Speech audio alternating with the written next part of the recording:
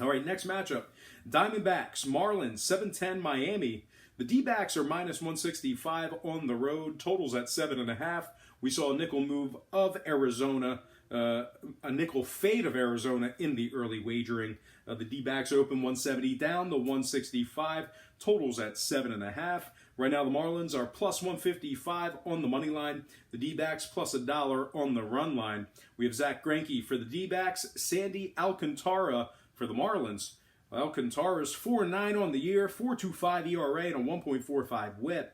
Greinke on the other side, 10-4 on the year, 2.93 ERA, and a 0.95 WHIP for the D-backs. Now Miami has the most losses in the National League, 62 of them. They're just 38-62 overall for the year. That's going to put them at 24 games under 500. They've also won just 18 out of 50 ball games at home. The Marlins rank dead last in scoring on average per game. They're also 28th in hits, and they've won just 5 out of 27 ball games played at the current market price. Now, the Diamondbacks on the other side, completely different story. And as a matter of fact, they're winning 80% of their games as the official road favorite. They're also winning 79% of their games following a day off. Very well rested. Now, total-wise, Arizona 69% to the over at the current total. 18-9 to the over, taking on teams under 460. The Marlins on the other side, 30-20 to the over at home. I'm going to lean Arizona Diamondbacks, minus 165. And the over, 7.5 runs in that game. Next matchup, Yankees Red Sox, 7-10 Boston. The Yankees are minus 135, totals 11.5. We saw a 10-cent move toward the Yankees in the early going here. The Yanks open $1.25 up to 135, totals 11.5. 74% of the consensus is leaning toward Boston. And at the moment, the Red Sox are plus 125 at home. The Yankees plus $1.10 on the run line. We have James Paxton for the Yankees. What the hell did I write here? I have no idea who I wrote for Boston. I can't even read this. Oh, Andrew Kashner. We have James Paxton for the Yankees. Andrew Kashner for the Red Sox. Kashner is 9-4 in the year. Most of those wins coming with the Baltimore Orioles, who are absolutely terrible. Now, Paxton on the other side for the Yankees, 5-5 overall, 4.20 ERA, and a 1.47 WHIP. Now, Boston has won 5 out of their last 8. They're just 2 games back in that second wildcard spot in the American League. They're 56-47 overall, and they rank 3rd in scoring on average per game. They're also 1st in hits and 1st in striking batters out. Now, the Yankees on the other side, losers in 2 out of their last 4. They're also 16th in striking out when traveling. They're also 27th in runs allowed on the road. They're also 27th in hits allowed on the road. And when it comes to the total, the Yankees are 73% to the over on the road, 17-6 to the over when the line was 9 or higher on the road. So with all that said and done, I'm going to lean Boston plus 1.5 and the over 11.5 runs in that game. Next matchup, Pirates, Mets, 7-10, Flushing, Queens. The Mets are minus 170, totals at 9. We saw a 30-cent move toward New York in the early wagering. We also saw a movement upward on the total. The Mets open $1.40 up to 170. Total open 8.5 up to 9 flat. 83% are leaning Mets, and at the moment the Pirates are plus 160 on the money line. The Mets plus $1.15 on the run line. We have Dario Agrazal for the Pirates. We have Zach Wheeler for the Mets. Wheeler's 6-6 with a 4.69 ERA and a 1.28 WHIP. Meanwhile, Dario Agrazal for the Pirates, 2-0 on the year with a 2.25 ERA. Now, the Mets are 4th in the NL East, 8 games under 500, just 47-55 overall for the year, 12.5 games back in that division. They're also 20-24 against the spread at home. And of course, when I refer to the spread in Major League Baseball, I'm referring to the run line. The Mets are just 6-12 in their last 18 at home, taking on the Pirates. If you're into historical trends, the Mets are 21st in hits allowed on average per game, 18th in striking out. Now the Pirates on the other side, 3rd in hits on average per game.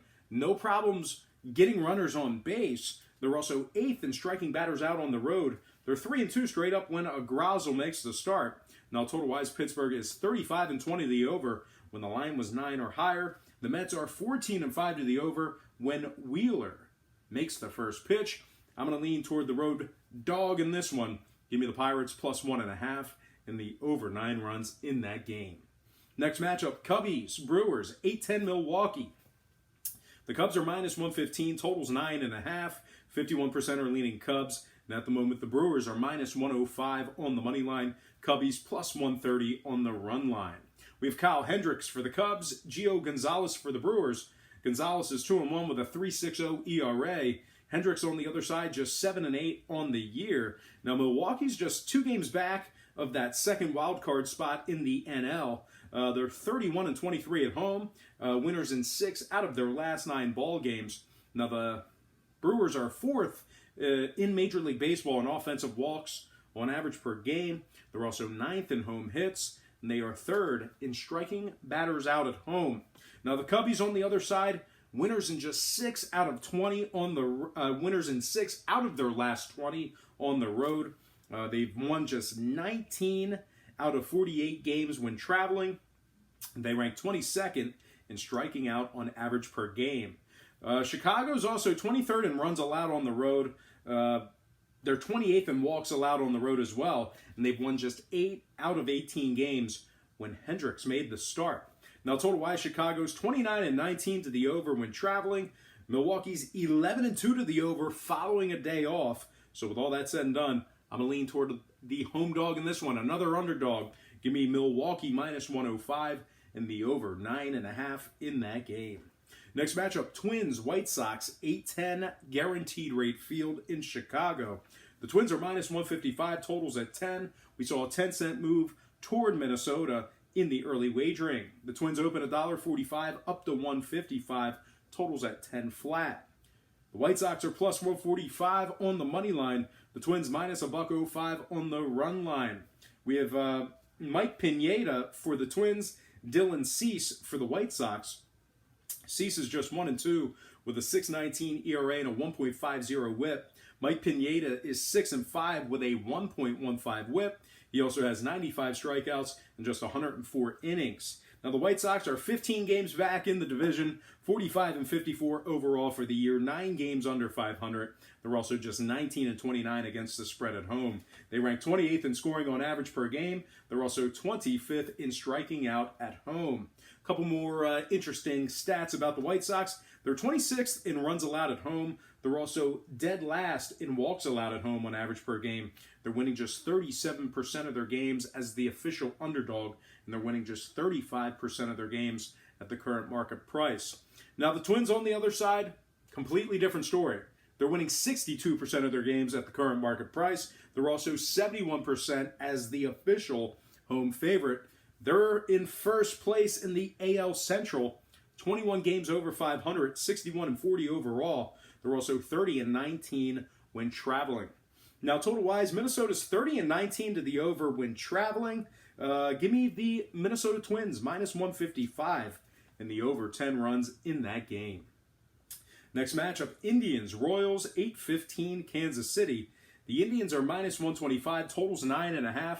We saw a 15-cent move toward Cleveland and movement downward on the total. Cleveland opened $1.10 up to 125. Total open 10 down to 9.5. 85% are leaning Cleveland. We have Zach Plesac for Cleveland, Jake Junis for the Royals. Junis is just 6-8 with a 4.83 ERA and a 1.39 WHIP. Meanwhile, on the other side, Zach Plesac is 4-3 on the year, 3.50 ERA and a 1.09 WHIP. Kansas City is 39-64 overall for the year, 25 games under 500.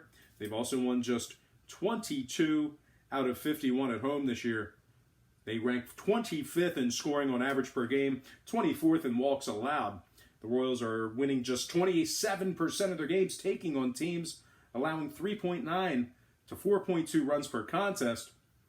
They're also just 30-57 as the underdog. The fact that you are the underdog in 87 games is remarkable, but the fact that you've won just 30 out of 87 games as the official underdog. It's kind of remarkable. Now, the Indians on the other side, this is remarkable. They're winning 70% of their games when Plesac makes the start. They're also 32-17, taking on teams under 460, really taking care of business when they need to. The Indians are third in runs allowed on the road and third in walks allowed on the road. When it comes to the total, Cleveland is 29-20 to the under, taking on teams under 460. They're also taking on a Royals team who's 13-8 to the under when Jake Junis makes the start. So with all that said and done, I'm going to lean Cleveland -125 and the under 9.5 in that game. All right, we're on the home stretch here, guys. A couple more games left. Astros, Cardinals, 8:15, St. Louis. Good old-fashioned flip of the lines in this one. Now, Houston's -115 right now, total at 9, but they opened up +102. Now, we might run out of battery here before this video ends, so I'm going to try to speak quickly here and get through these picks. Once again, 15-cent move toward Houston in the early wagering. Houston's -115, totals at 9. 59% are leaning Astros, 85% shaded toward the under. Right now, the Cards are +105 on the money line. Houston +1.35 on the run line. We have Jose Urquidy for the Astros, Jack Flaherty for the Cards. Flaherty's just 4-6 with a 4.24 ERA and a 1.23 WHIP. Urquidy on the other side for the Astros, 17 strikeouts in just 13 innings. St. Louis is 24th in hits, 22nd in home scoring. They're also winners in just 8 out of 20 games where Flaherty made the start. The Cardinals are winning just 48% of their games, taking on teams over 540. Now, Houston on the other side, they're tied for the most wins in the American League. They are 66-38 overall. First place in the AL West, 7-1 in their last 8. Houston's also 4th in runs allowed on the road, 1st in hits allowed in that same category. They are 2nd in striking batters out when traveling as well. Now, total-wise, Houston is 6-1 to the under in their last 7. The Cardinals are 64% to the under at home when the line was 9 or higher. I'm going to lean Houston -115 and the under 9 runs in that game. Next matchup, Baltimore Angels, 10:07 Los Angeles. The Angels are -210, totals 9.5. We're not going to go ahead and break this one down. I'm actually going to lean toward Baltimore. They have Asher Wojciechowski on the bump, taking on Griffin Canning. Wojciechowski comes into this game with a 3.91 ERA and a 1.04 WHIP. I'm going to lean Baltimore +1.5 and the over 9.5 in that matchup. Next game, Texas taking on Oakland, 10:07 Oakland. The A's are -120, totals at 9. We saw a 15-cent move toward Oakland in the early wagering. They opened $1.05, pretty much a coin flip when this one opened up. 15-cent move up to -120, totals at 9. 76% are leaning Oakland. And at the moment, we have Lance Lynn projected on the bump for Texas, Daniel Mengden for the A's. Now, both pitchers have been outstanding. Mengden for the A's is 5-1 with a 4.65 ERA. Lance Lynn on the other side for Texas, 12-6 on the year.